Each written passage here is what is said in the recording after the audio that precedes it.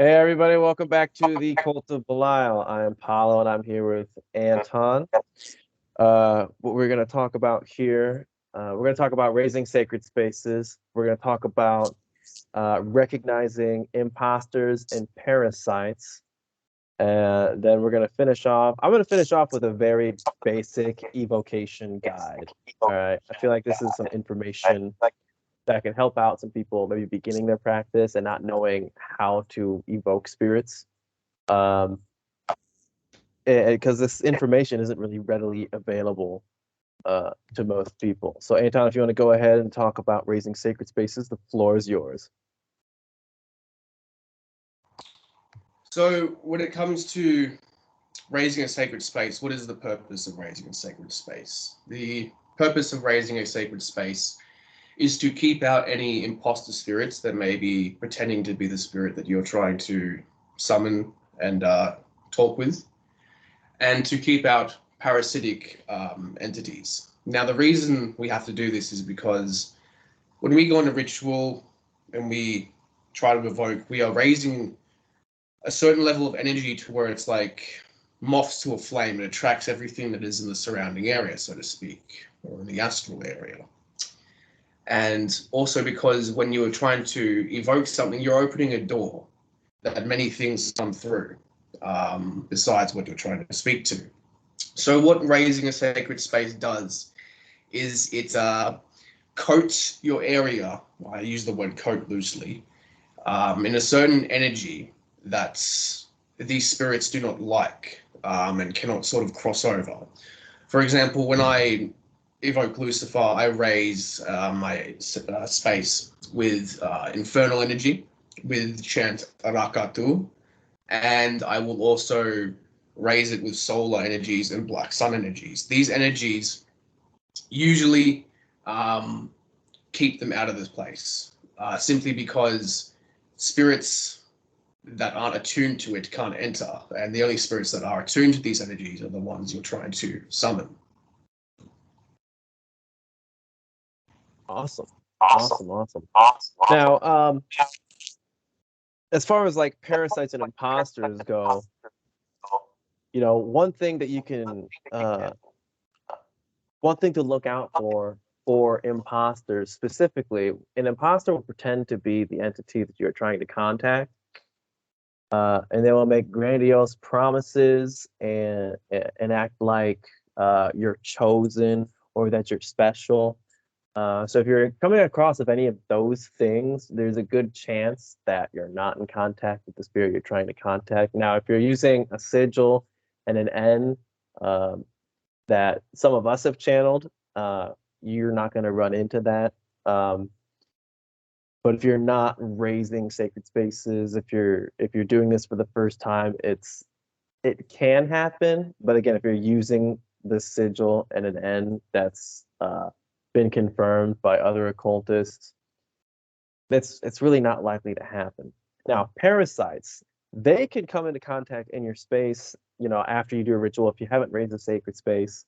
Um, and what they will do is they will feed off negative energy, and we call them parasites because they need a host to survive, right?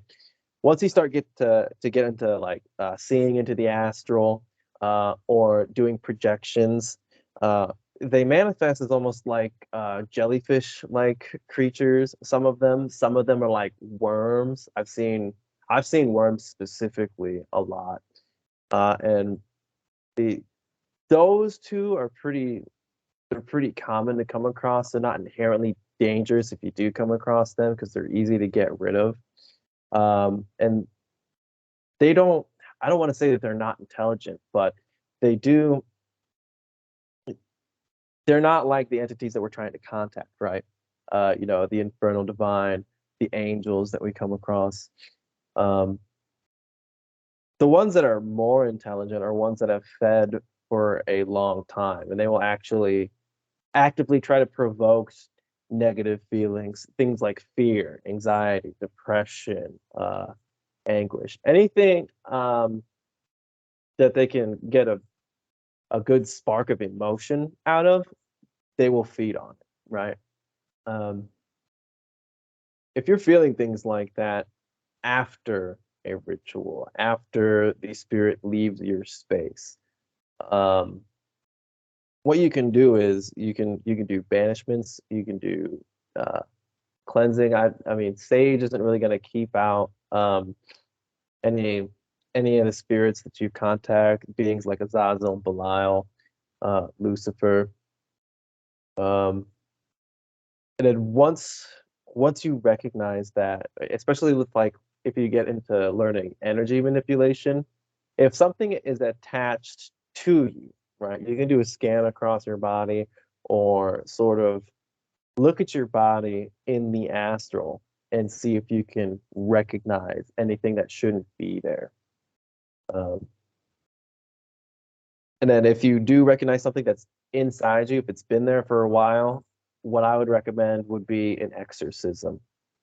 And you can do the Catholic exorcisms; those are good. There's some in the Necronomicon that you can use, and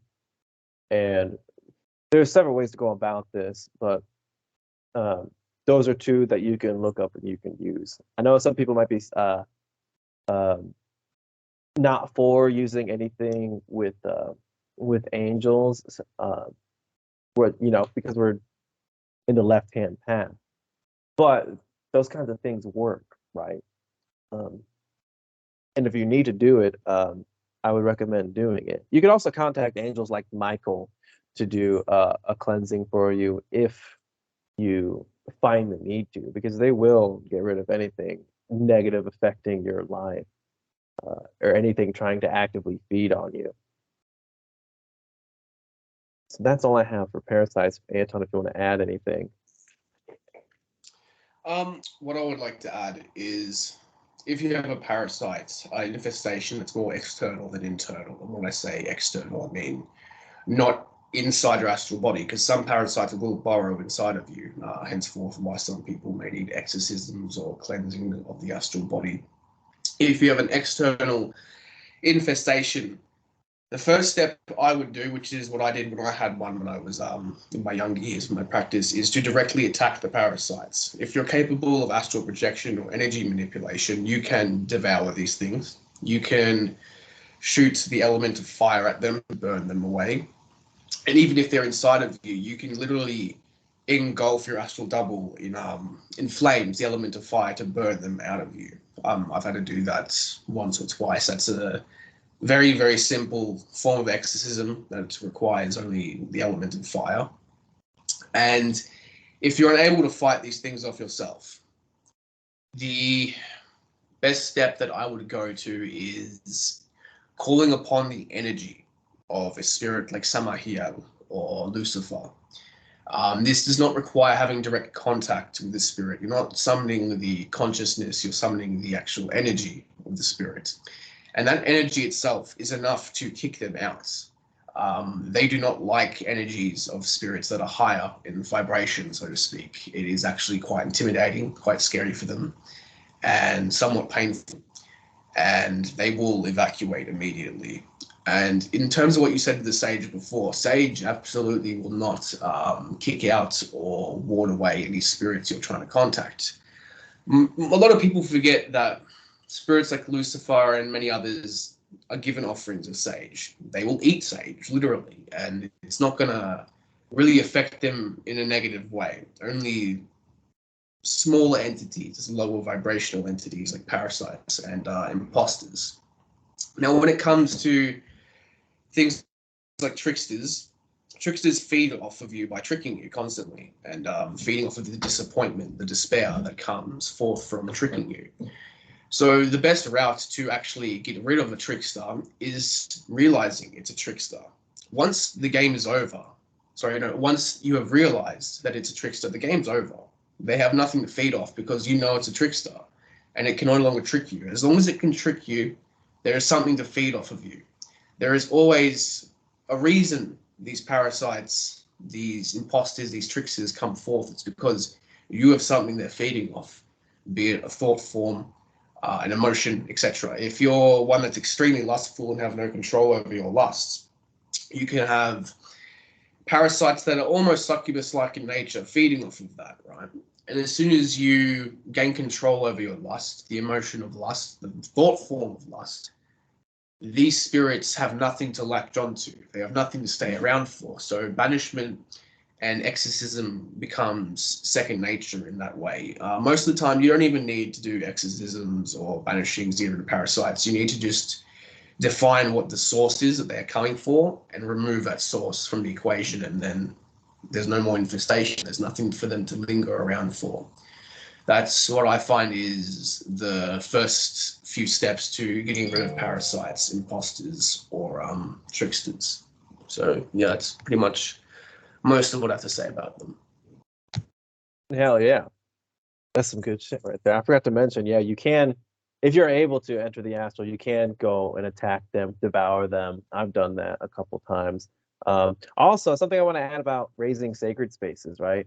One of the purpose for raising a sacred space is to make it more inviting for the entity that you're trying to contact, right? So I've got a consecration oil recipe that is in the Facebook page, and I was instructed by Azazel and Satan to drop it in the corners of my apartment, right? And what this has done is made this place a spiritual powerhouse for me and for them. So when I'm performing rituals here, it comes through really fast and it comes through really powerfully, and I'm always surrounded by their energies. So nothing can really get into my space that isn't meant to be here, right? And this consecration oil is really versatile, right? So I've anointed my altars, I've anointed the corners of my apartment, um, I've anointed my athame and some other things as well. And I've also found a use for that would be adding it to sigils when I'm doing sigil magic spells, and that can really empower the workings that I'm going for too. Now, what I want to do is after you've raised the sacred space, okay, and you've got the entity that which you want to contact, right? I'm going to go ahead and walk through how it is that you go about contacting the actual evocation steps, right? Very, very basically, all you're going to need is a candle, a sigil, and the N or the call for the spirit. So I've got the sigil of Azazel here. My apartment has a sacred space raised in it currently. And what you want to do, this is going to be using fire scrying through a candle flame. Here, take your sigil, you're going to gaze at it, and you're going to activate it. And what this is going to look like is certain lines are going to appear and disappear. The lines might look like they float off the page, or they might wiggle a little bit side to side. And after that begins to happen, what I notice immediately is I can feel the consciousness sort of enter into my own body, right? And I'll begin to enter a very light trance state. And once the sigil's activated, you can put the sigil away and the call is ready to be made. What you do is you'll just invite him to manifest in a way that you can perceive through the candle flame. Azazel, come forth in a form I can perceive and speak in a form that I can understand. Go to Yata Azazel, Azazel in Panadre Nadraida, Asael Anameoza, Your Tarela. And then you'll just keep repeating that, but I can already feel him entering the space. And if I focus on not on anything that's actually inside the candle, what you want to do is you want to focus on what you see in your astral vision, on your inner vision, and your third eye. And you'll start to see, even if it's just very faint, you could see a shape or something. Right now, I see Azazel's ram skull head. That's all I can see. So he's here, he's present. And if I wanted to speak with him, uh, one thing you can do is you can ask questions or speak your part and then write down the answers with automatic writing. Um, and if your communication isn't up to par, you can use a pendulum and ask questions that way. You can use tarot decks to communicate. Um, but you have them here and you know that they're listening. So even if you can't communicate very well, if you feel them, they're there and they're listening. And at the end of this, you just want to thank the spirit and dismiss them. Azazel, I thank you for coming forth to this space. As you came, you may go in peace. That's very, very, very basic. That's all you really need for contact.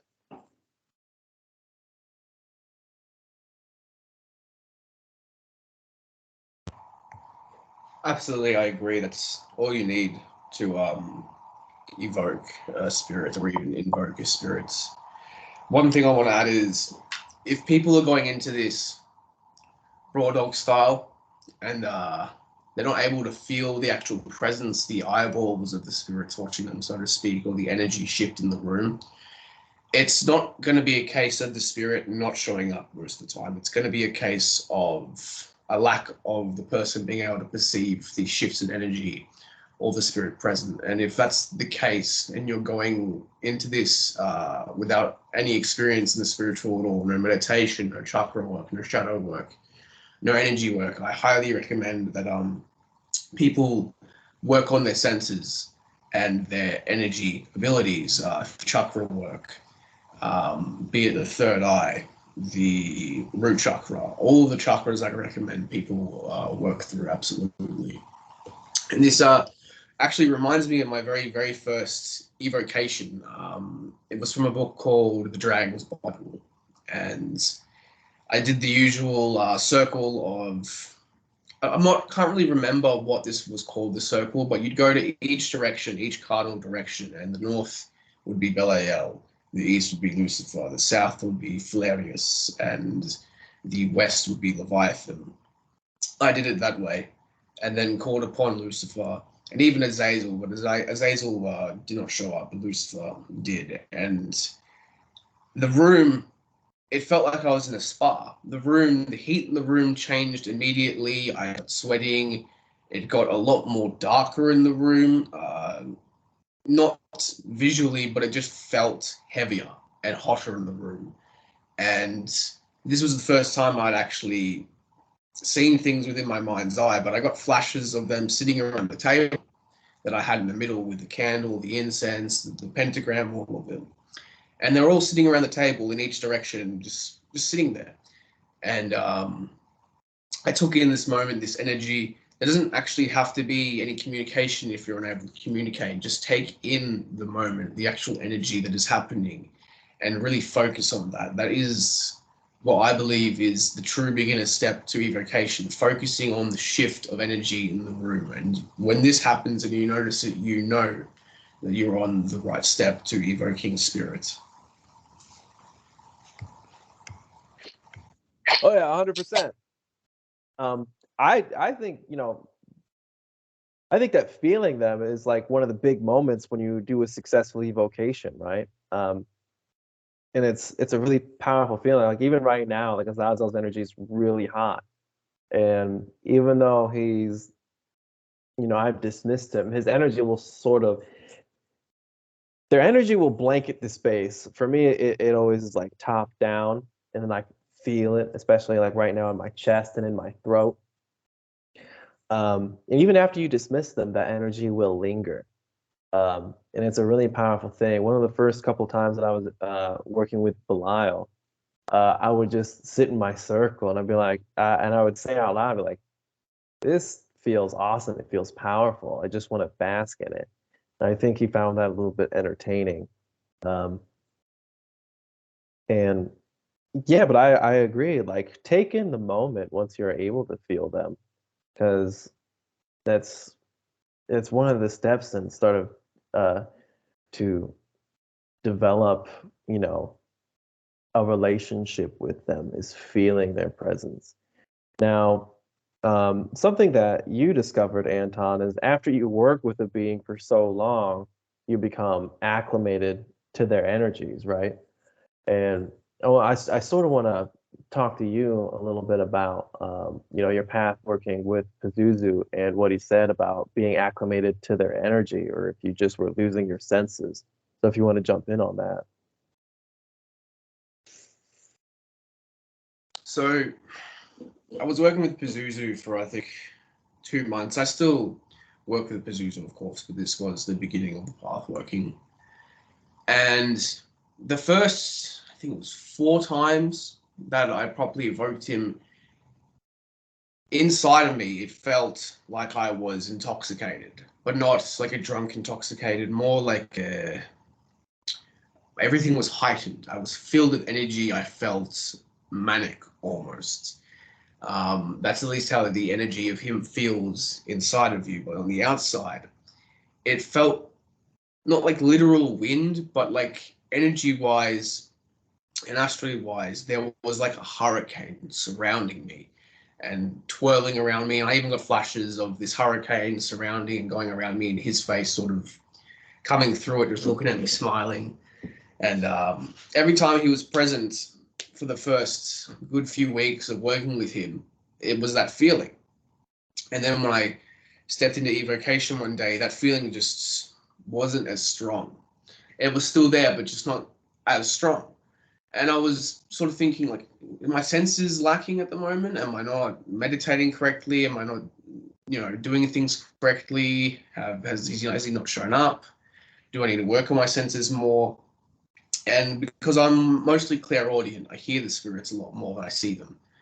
He sort of said to me, this is not a result of a lack in senses. This is a result of a tolerance to my energy. When you work with a being for so long, the whole room just got very dark just then. Um, when you work with a being for a certain amount of time and for the rest of your life, the energy of that being, you will grow a tolerance to it as you would if you drink every day, you're going to get a tolerance to alcohol. If you work out every day, you're going to get used to it. And you're not going to be as sore. You're not going to feel that burn as much.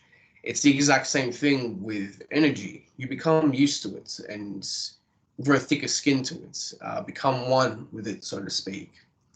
And as a result of that, you're not going to feel it as intense. It's still going to be there, and you're still going to notice it, but it's not going to be like smack in your face. It's gonna be like a gentle breeze upon you almost.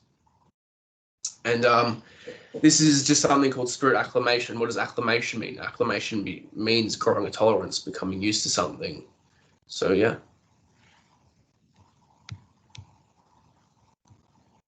Yeah, I've experienced a lot of the same things. You know, entering my temple. When you start doing these evocations, it's gonna be like really overwhelming, especially when you start working with like the kings of the Goetia, uh, Lucifer, Azazel, uh, uh, the the gatekeepers, like Abaddon. Those are like really massive energies, and like the first couple times, you're like, yeah, let's, you know, you feel pumped up, and as you go through with it, you do like develop like a resistance almost, and it can kind of I know in my experience it can kind of make you feel not as excited, but you know, I even if you're not feeling them like like the first couple times where it like hits you like a brick wall, um don't be discouraged. Just keep going forth and work on whatever it is that you're working with the spirit on. Oh, that's another thing I should probably mention. When you go into these evocations, you should have a goal. You should have a reason for why you're evoking the spirit. And if you're just going for the sake of connection, I mean, that can be your reason, right? Um, to just sort of have them with you, to give them offerings, to enjoy something with them. That can be the goal. Um, I know, like with my the way that I do path workings, like I've got a goal that I want to achieve by a certain amount of time, right? And I will work with the entity on this goal, and they will be guiding me through the process and showing me the steps and telling me what it is I need to do next. Um, when you're doing stuff like maybe just a one-off, you need something done right away. Um, if you've worked with a being for a while, there's no problem with asking them. Like if you have a patron, there's no problem in asking them for help in a specific area of your life. Um, I completely lost my train of thought. So anytime if you want to take over and add anything to that, go ahead. Yeah, sure. I'll add something. What I recommend if you're finding that you're becoming acclimated to the energy of a spirit, invoking it to move forward to invocation, summoning a spirit internally. One thing I find with invocation and possession is acclimation is not a thing, which is I find very, very interesting that only externally in evoking a spirit you can become used to the energy, but invoking the consciousness of the spirits you can never get used to because they're never really giving you all of them during that moment. They give you as much as you can handle, and as you grow in tolerance, they give you more and more, or to push you to your limit during possession and the invocation. Every time I invoke a spirit, it is top notch intoxication in terms of energy. And the reason for this is they want you to experience the full effect of them. They want you to have them flow through you fully during every invocation and possession to reach the full potential of what you can do in that moment of time, and to experience all of them, to download as much information from them as possible. This simply is to save time as well. Now, with what you were saying with connecting with them, I'm not asking for things. That's a very, very good method to go about it. Not only will you earn a spirit's respect and honor, but you're showing to a spirit that you're not trying to use them. Many people try to use spirits, and it just never goes well for them. They either get backstabbed or let down in the end, because these spirits are so wise that they will not allow that to happen. It's an ego thing, and it shows the nature of who you are. So I recommend highly doing what you said, just sitting with them, enjoying the offerings you're giving to them, with them in that moment of time, just communicating with them in that moment of time. Now, a good meditation that I want to share, just for simply connecting to a spirit and getting used to the energy and also empowering your third eye, is to sit and focus on your third eye, open it up, and visualize the sigil of the spirit in front of you flashing, and then like crackacoom, like, you know, showing up like that, and it's staying there like a neon light, and tendrils extending from your third eye and tendrils coming from the sigil, and you'll feel them merge into one and go into each other. And if you're doing this correctly, you should feel immense pressure in the third eye. And I do this all while chanting the N or the chant or vibrating the name of the spirit. And push energy from your third eye out into the sigil. And then energy shall return from the sigil into your third eye. It's an exchange of energy. This will empower your third eye greatly and connect you further to the spirit so you can perceive them more, communicate with them more. And hold this for as long as possible.